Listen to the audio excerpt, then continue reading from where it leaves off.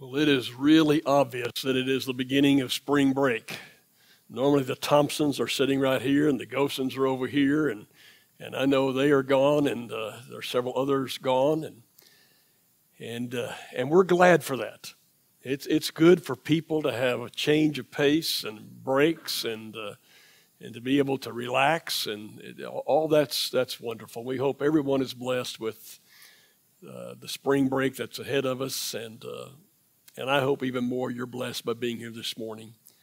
Our lesson is a simple lesson this morning because we're going to be looking at familiar stories that we have heard all of our lives in order to set us up for something that John wants to talk about that gets much deeper.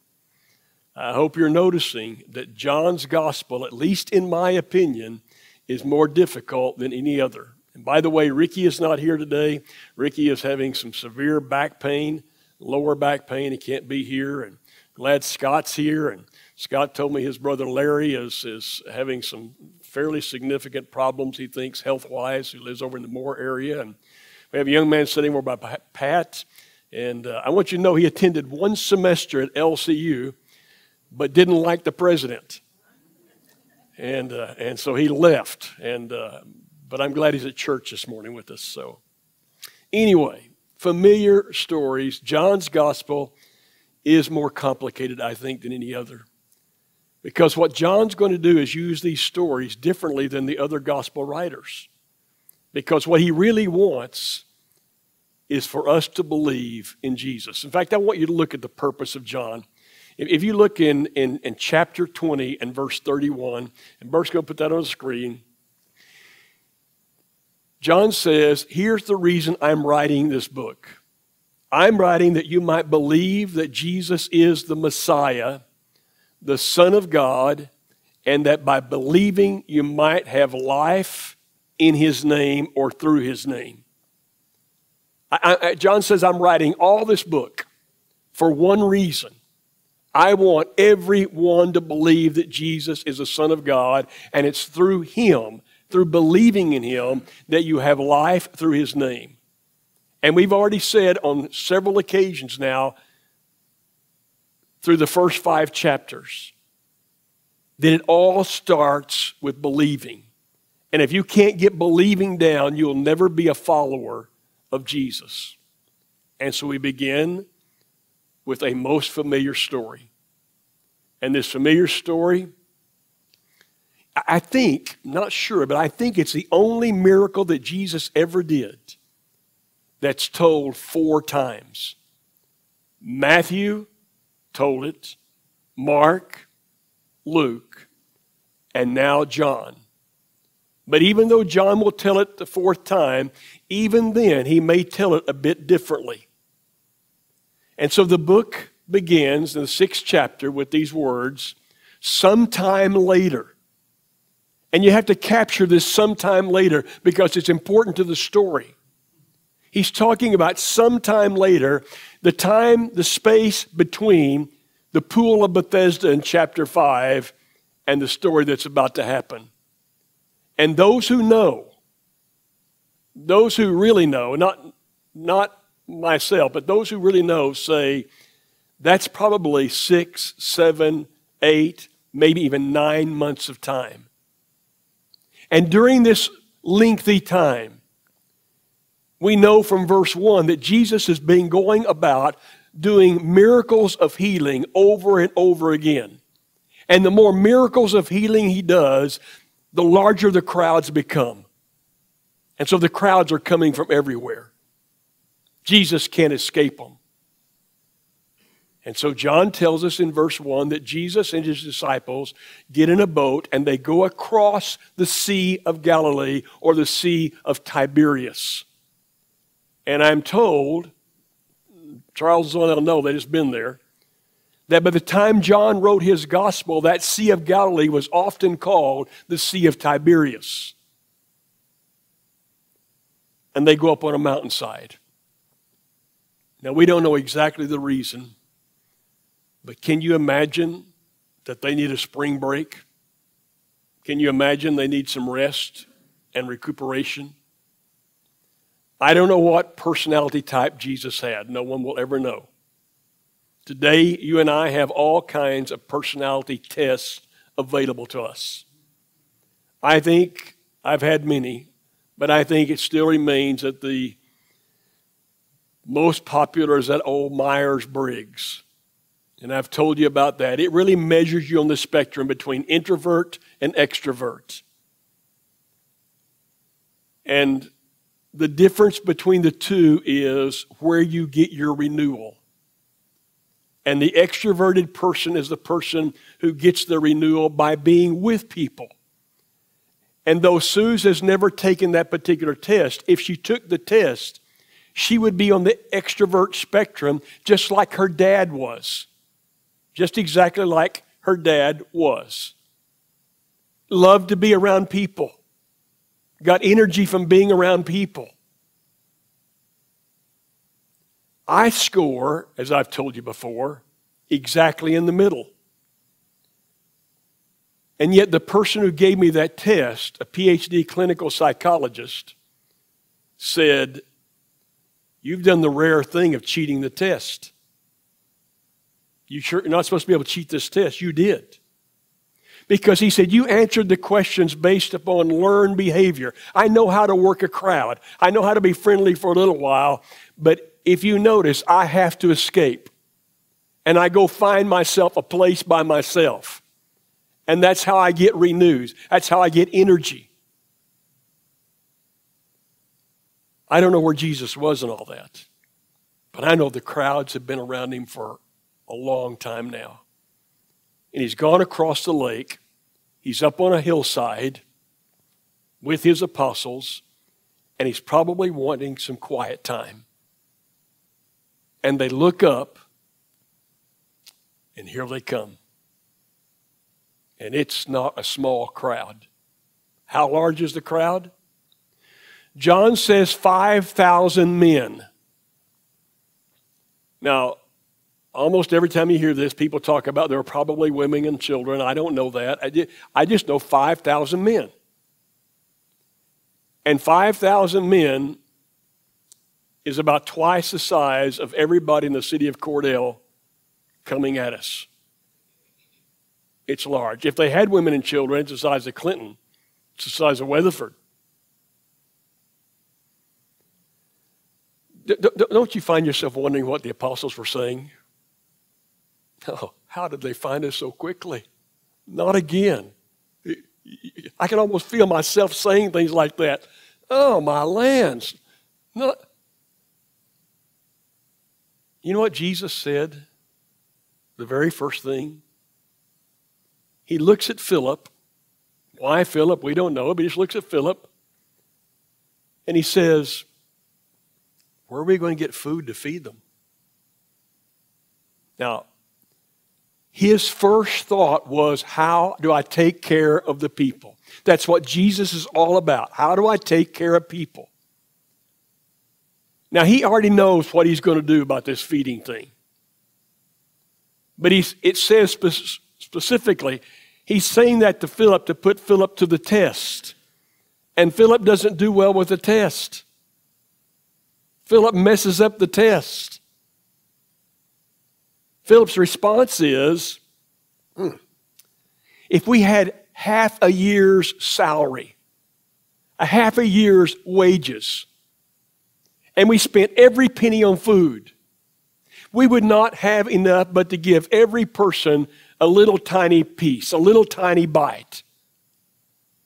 So in essence, Jesus, forget it. This is impossible. Wouldn't you like to see the facial reaction of Jesus? How he responded to Philip?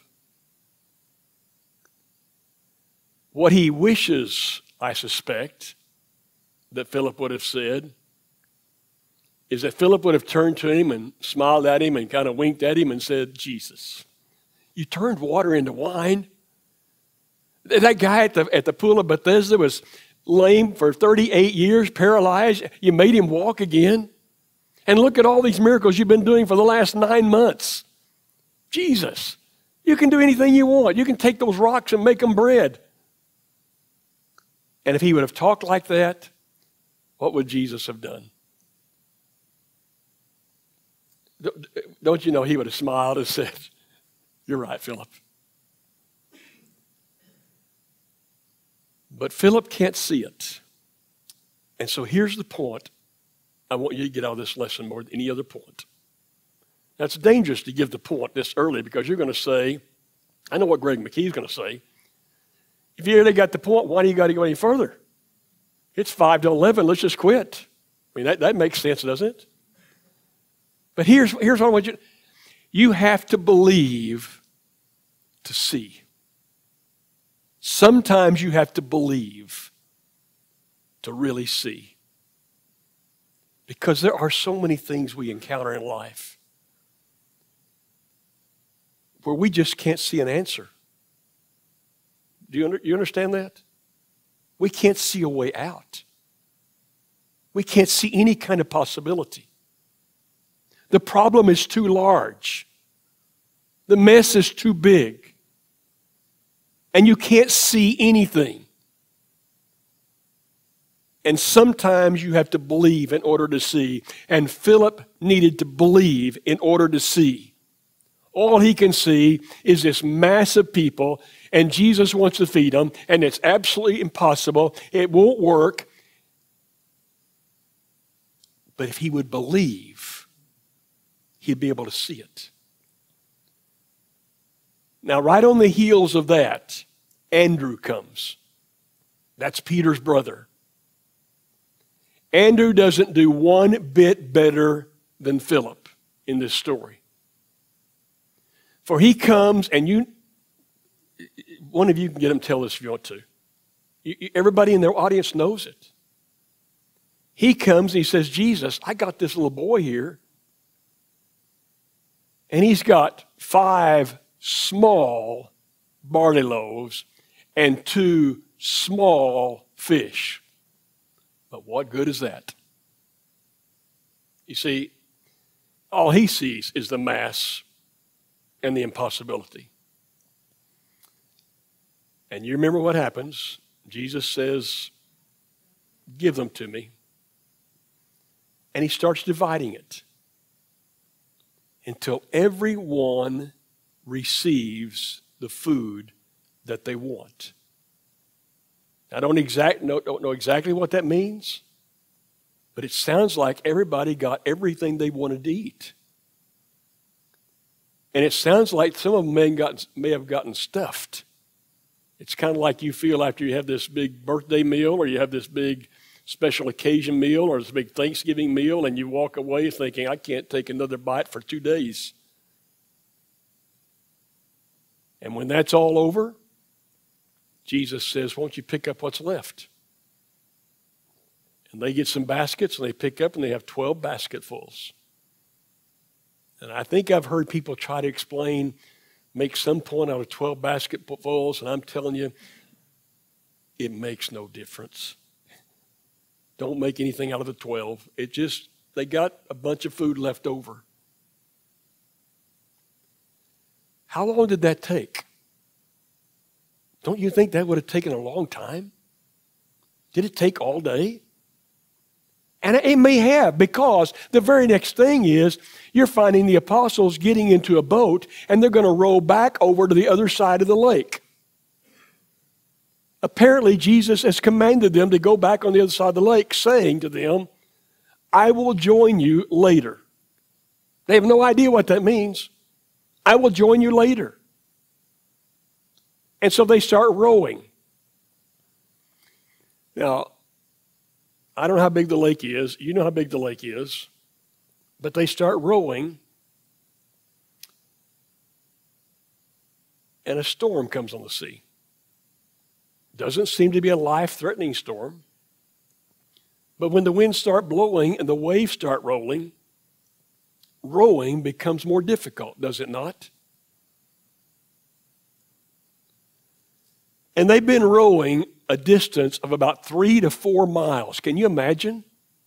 That's a long ways. That's halfway from here to Bessie. That's a long ways. And if the winds have been causing the water to be turbulent. It's really hard work. And now they're probably getting a bit damp, and they're working hard, and they look out in the distance, and they see what looks like a man walking on the water toward them. Now, that's just flat spooky. That's not supposed to happen either. Can you imagine? How many of you in this audience believe in ghosts? You might as well raise your hand. I've got one here who believes in ghosts. Maybe two or three, but now he's going to run for city council, and that election is on April the 5th. I want you to vote for him anyway, okay? Don't hold this against him. But some Wednesday night, I want you to hear his stories about being in this haunted house, this building, and about being here when it's dark, and someone taps him on the shoulder, or someone whispers to him, or he hears this noise over here. He believes in ghosts, but he's going to make a great city councilman. Don't let that don't bring any hesitation to you. You get out and vote. Well, I would believe in ghosts too. If I were rowing in the midst of that water, and I look out and I see that coming toward me, and I think, wow, there's no explanation, because people can't walk on water. You know that? You can't walk on water. And what explanation can I have? It's a ghost. And I get afraid. I'm frightened. They're frightened. But you know what happens? Jesus says, don't be afraid. Common language in the Bible. Quit being afraid. Quit being afraid of everything. I'm Jesus. It's me. And if you read one of the other accounts in the other Gospels, you know at that point Peter bails off the side of that little boat. And he tries this walking on water for a few steps, and he makes it for a few steps. And then he goes down, and Jesus has to pull him out. And so Jesus puts a very wet Peter back in the boat, and he gets in the boat, and immediately that boat gets to the shore, John says. And why is that story here right now? Well, I can tell you two things from the story, and one's probably just something I make up. But I'm going to tell you this is the way life works. Even when you're following the command of Jesus, even when you get in the boat at his command, you sometimes face very turbulent waters in life. We've all heard people say, just come to Jesus and everything now works out all right. Every problem's gone. You know that's not true, don't you? You know that's not true. Life is full of problems. In fact, I'm beginning to wonder if life doesn't have more problems than it has good times. It's always full of problems. Every time I turn around. And unless you believe, the problems can overwhelm you to the point that you can't deal with life effectively, because you still have to believe, because you can't see the future without believing. And that's what Jesus wants these apostles to understand. I'm not a ghost. Don't be surprised that I'm walking on water. Don't be surprised that I can feed the 5,000. Don't be surprised that I can heal a man who's been paralyzed for 38 years. Don't be surprised at anything. Your job is to believe. And when you believe, no matter how rough life's getting, no matter how impossible it becomes, you have these promises. I am always with you. And I will always be on your side. And I'll always be wanting to work for your good, helping you through these things. And I will always in the end be there to receive you into my Father's house where I have built many mansions. He wants us to believe. And when we believe, we can see how to navigate through this life. Now, I will admit, the next time we return to John chapter 6, it's going to get a lot harder. It's been simple, and I hope fun this morning. These are fun stories to examine. But John's writing this for a specific purpose that you and I believe. And before he finishes his gospel, he wants us to believe this, that Jesus did die so that his blood would be the payment for our sins. And Jesus was raised to say that I have overcome the biggest obstacle Satan could throw at me. And because I've done it and you're a part of me, you'll get to do it too.